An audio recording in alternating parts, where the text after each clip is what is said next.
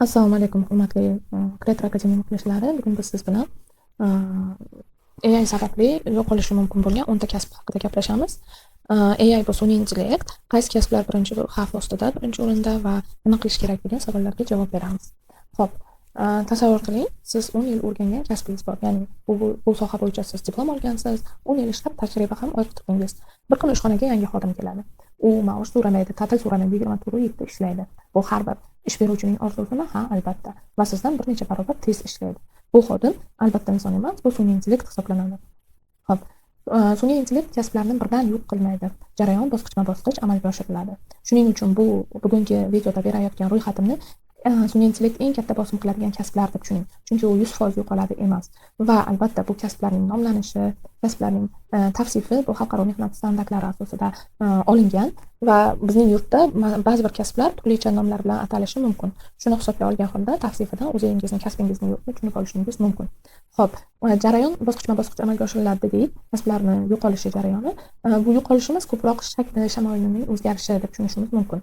Va AI qaysi vazifalarni avtomatlashtirishi birinchi o'rinda hisoblanadi, ya'ni kasbdagi ayrim aniq takroriy vazifalarni AI bajara boshlaydi.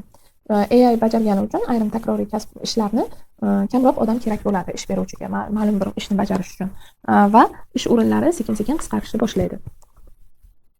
Xo'p, bugungi ro'yxat top 10 ta ro'yxatimiz.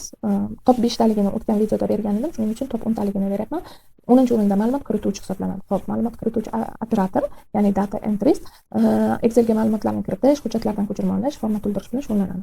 AI hujjatni o'qib, ya'ni sun'iy intellekt hujjatni o'qib, ma'lumotni avtomatik ravishda joylashtira olish xususiyatiga ega. Operator kuniga inson operator kuniga 500 ta hujjat ko'rib chiqadigan bo'lsa, AI minglab hujjatlarni qayta ishlay oladi. Shuning uchun bu kasb tajriba bilan yo'q bo'lib ketmaydi. Uning uchun ba'zi bir qo'shimcha skilllarni o'rganishi kerak bu kasb egalari. Masalan, qanday? Data analiz deymiz, ya'ni ma'lumotlarni tahlil qilishni o'rganishimiz kerak. CRM spetsialist, ya'ni CRMlarni o'rnatish, CRM tizimlarini boshqarishni o'rganishimiz kerak. Yoki biznes tahlilini o'rganishimiz kerak, yoki AI yordamida jarayonni avtomatizatsiya qilishni o'rganishimiz kerak. Keyingisi bu oddiy tarjimonlar hisoblanadi.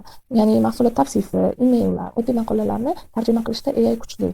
Soniyalar kerak uni tarjima qilish uchun. Lekin biroq huquqiy, tibbiy, adabiy va jonli tarjima hali ham inson tajribasini talab qiladi. Ya'ni indiki vaqtda tilni bilaman deyish bu kam, soha eksperti bo'lishimiz kerak. Ya'ni tilni bilish, soha eksperti bo'lish va plus sun'iy intellektdan foydalana olishimiz kerak. Unumdorligimizni, ishlash tezligimizni oshirishimiz uchun. Keyingi kasb 8-o'rindagi kasb bu operator hisoblanadi. Postlarni, captionlarni, ya'ni subtitrlarni, reklama matnini, emaillarni AI soniyalarda yarata oladi. Ammo strategiya vazifalari hali ham inson tomonidan yaratilishi kerak. Oddiy matn yozuvchining qiymati pasayib, strategning qiymati ko'tarilmoqda. Buning uchun biz haliyam vasiyatli spetsialist, talabgir mutaxassis bo'lib qolish uchun bu sohada AI bilan yozishni o'rganishimiz kerak. Oddiy grafik dizayner. Hozirgi kunda barcha his qilyapti, menimcha grafik dizaynga talab tushib ketyapti.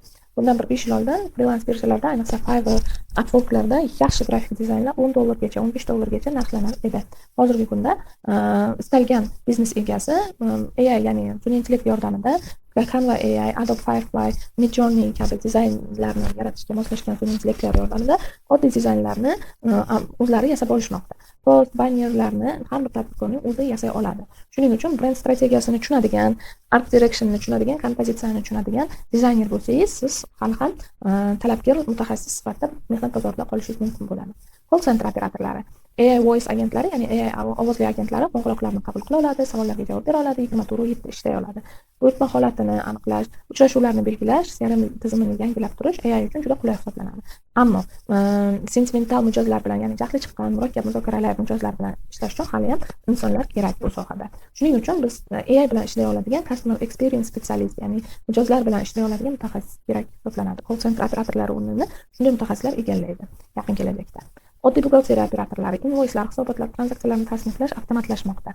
Moliyaviy strategiya, soliq rejalashtirish, risk boshqaruvi insonga tegishli hisoblanadi. Yuqori darajadagi moliyaviy mutaxassislar yanada muhim bo'ladi. Buning uchun biz buxgalteriyani mukammal bilishimiz kerak. Sun'iy intellektdan foydalanish va tahlil qilishni mukammal bilsak, bu eng kuchli xodimning kombinatsiyasi hisoblanadi. Eng kuchli mutaxassisning, ya'ni. Keyingi o'rinda, 4-o'rinda oddiy jurnalistlar va kontent yozuvchilar. Sport natijalari, moliyaviy hisobot kabi standart kontentni AI yoza oladi bemalol.